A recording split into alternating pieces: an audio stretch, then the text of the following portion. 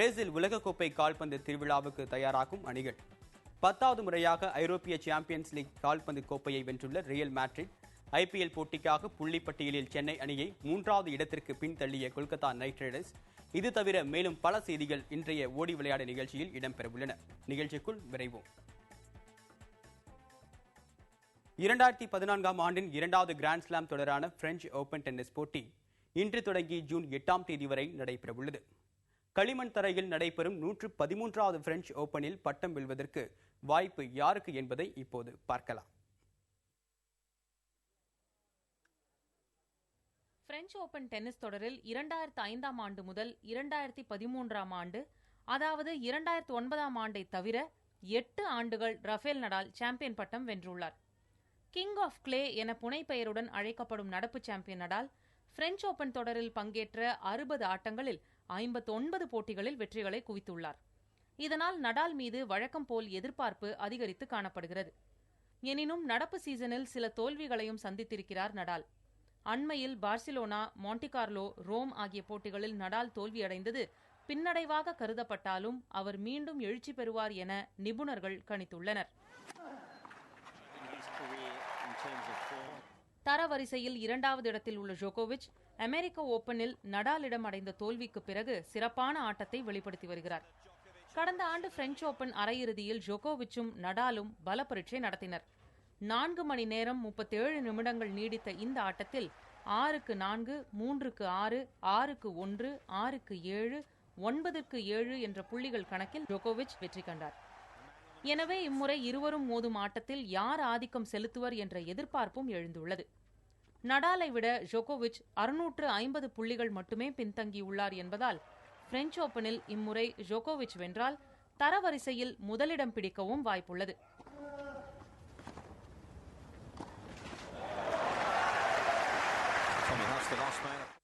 சுவிட்சர்லாந்தை சேர்ந்த 32 வயதான Roger Federer 2009ஆம் ஆண்டில் மட்டும்தான் பிரெஞ்சு ஓபனில் பட்டம் வென்றுள்ளார். நடப்பு சீசனில் 28 வெற்றி 6 தோல்விகளை பெற்றுள்ள ஃபெடரர் பிரெஞ்சு ஓபனில் சாதிப்பார் என அவரது ரசிகர்கள் எதிர்பார்த்து காத்திருக்கின்றனர். பிரெஞ்சு ஓபன் போட்டியில் வெற்றி பெற்றால் அது அவருக்கு கிடைக்கும் 2வது கிராண்ட் ஸ்லாம் பட்டமாக இருக்கும். புதிய தலைமுறைக்காக தீபலட்சுமி.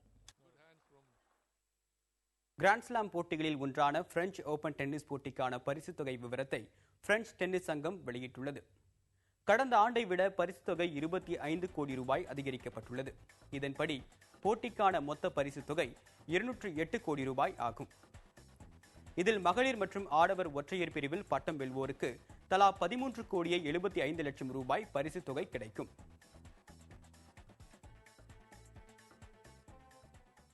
இரண்டாவது கிராண்ட் ஸ்லாம் போட்டியான பிரெஞ்சு ஓபன் டென்னிஸ் போட்டியில் கடந்த 5 ஆண்டுகளில் பட்டம் வென்றவர்கள் யார் என்பதை இப்போது பார்க்கலாம்.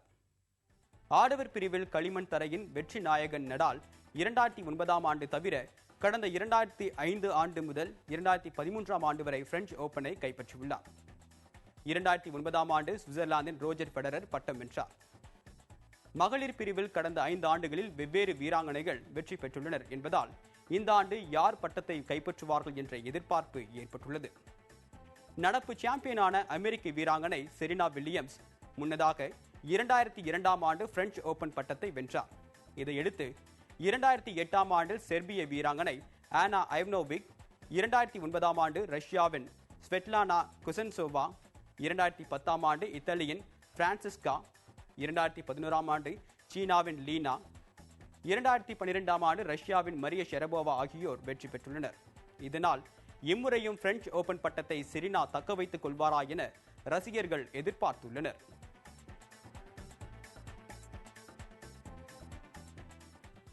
ஐரோப்பிய சாம்பியன்ஸ் லீக் கால்பந்து தொடரில் ரியல் மேட்ரிட் அணி 10வது முறையாக கோப்பையை வென்று வரலாற்று சாதனை படைத்துள்ளது. லிஸ்பன் நகரில் நடந்த இறுதி ஆட்டத்தில் அந்த அணி அத்லெட்டிகோ மேட்ரிட் அணியை 4-1 என்ற கோல் கணக்கில் வீழ்த்தியது. ஐரோப்பிய சாம்பியன்ஸ் லீக் கால்பந்து தொடரின் இறுதி ஆட்டம் லிஸ்பன் நகரில் நடைபெற்றது. இதில் ரியல் மேட்ரிட் அணியுடன் அத்லெட்டிகோ மேட்ரிட் அணி மோதியது. முதல் பாதியின் 36வது நிமிடத்தில் டியாகோ குடின் அடித்த கோல் மூலம் அத்லெட்டிகோ மேட்ரிட் அணி முன்னிலை பெற்றது. The joy is there for all to see. இறுதி வரை போராடிய ரியல் மேட்ரிட் அணி 93வது நிமிடத்தில் பதில் கோல் அடித்தது. செர்ஜியோ ராமோஸ் தலையால் முட்டி அடித்த இந்த கோலால் ஆட்டம் கூடுதல் நேரத்திற்கு சென்றது. இதில் 110வது நிமிடத்தில் ரியல் மேட்ரிட் அணி வீரர் காரத் பேல் தலையால் முட்டி இரண்டாவது கோல் அடித்தார்.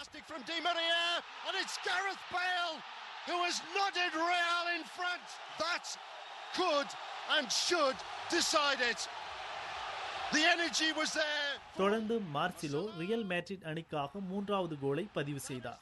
பின்னர் 120வது நிமிடத்தில் ரியல் மேட்ரிட் அணிக்கு கிடைத்த பெனால்டி வாய்ப்பை ரொனால்டோ கோலாக மாற்றினார்.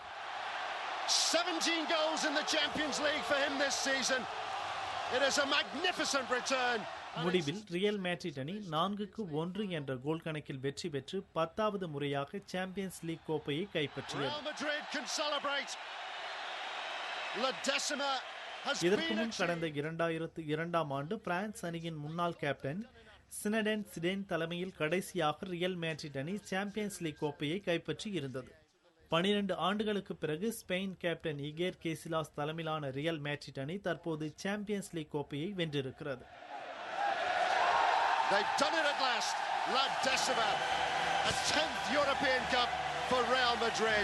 ரியல் மேட்ரிட் அணிக்கு யூஃபா தலைவர் மைக்கேல் பிளாட்டினி வெற்றி கோப்பையை வழங்கிய போது லிஸ்பன் மைதானமே வண்ணமயமாக ஜொலித்தது.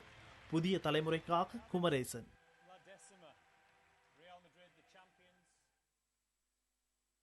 ஐரோப்பிய கால்பந்து தொடர்களின் நடப்பு சீசன் நேற்றுடன் முடிவடைந்தது. இந்த சீசனில் எந்தெந்த அணிகள் பட்டம் வென்றுள்ளன என்பதை இப்போது பார்ப்போம். இங்கிலீஷ் பிரீமியர் லீக் தொடரில் மான்செஸ்டர் சிட்டி அணி பட்டத்தை கைப்பற்ற FA கோப்பையை ஆர்சனல் அணி வென்றது. ஸ்பானிஷ் லீக் பட்டத்தை அத்லெட்டிகோ மேட்ரிட் அணியும், கிங்ஸ் கோப்பையை ரியல் மேட்ரிட் அணியும் கைப்பற்றின. பயர்ன் மியூனிச் அணி ஜெர்மன் பன்ஸ்லீகா மற்றும் ஜெர்மன் கோப்பையை கைப்பற்றியது. பிரெஞ்சு லீக் போட்டியில் பாரிஸ் செயின்ட் ஜெர்மைன் அணி பட்டம் வென்றது. கோப்பா இத்தாலியா தொடரில் நேபோலி அணியும், இத்தாலி சீரி தொடரில் ஜுவாண்டஸ் அணியும் கோப்பையை வென்றன. யூரோப் லீக் தொடரில் செவிலியா அணி கோப்பையை கைப்பற்றியது. ஐரோப்பிய கால்பந்து தொடர்களில் உச்சக்கட்ட மோதலாக கருதப்படும் சாம்பியன்ஸ் லீக் தொடரில் ரியல் மேட்ரிட் அணி கோப்பையை வென்றது. உலகின் மிகப்பெரிய விளையாட்டு திருவிழாவாக கருதப்படும் உலகக்கோப்பை கால்பந்து போட்டியில் முடிவடைந்தவுடன் 2014-2015 ஆண்டுக்கான சீசன் வருகிற ஆகஸ்ட் மாதம் தொடங்கும் என எதிர்பார்க்கப்படுகிறது. ஓடி விளையாடு ஒரு சிறிய இடைவேளைக்கு பிறகு தொடரும்.